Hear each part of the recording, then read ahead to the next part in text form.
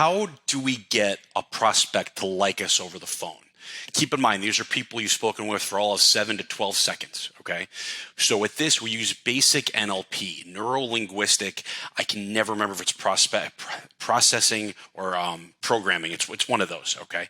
So two of the most basic concepts of NLP are upswings and downswings. If you notice what I did right there with my voice, I use an upswing, which means I'm bringing my voice up, which can come off as inquisitive. Phenomenal word. Inquisitive is a great word, totally underused.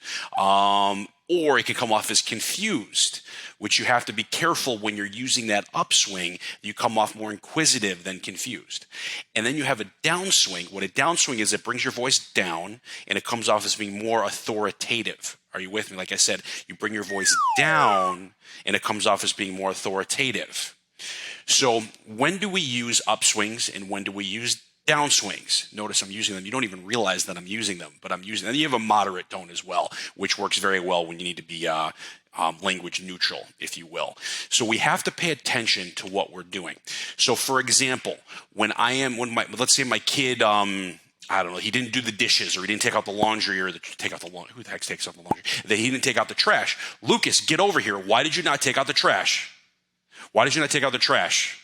Notice I'm bringing my voice down a little bit because we want to come off as authoritative, and then in this instance, scolding almost. But how would it sound if I did an upswing? Lucas, why did you not take out the trash? It sounds confusing a little bit. So let's bring this to real estate, okay?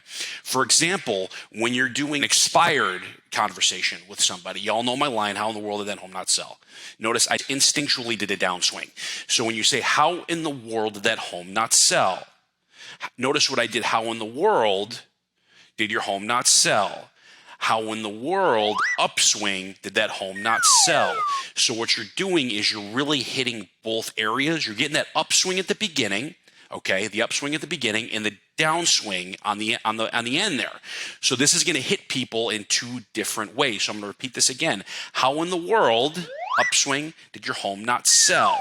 Downswing. So like I said, you have to be very careful when you're speaking with people because we got to get them to like you, right? But we also have to make sure that we're getting our point across. So when you want to get your point across, use the downswing. All right, use the downswing. I hope everybody's still with me on this. And when you're talking to somebody and you're like, say for example, like, what feedback did you get on the home?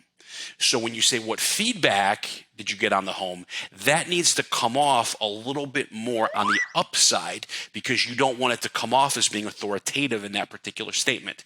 So guys, upswings, downswings, these are phenomenal ways to get people to like you over the phone, in person, and it works really, really good with your family as well. So that's it, guys. Have a good one.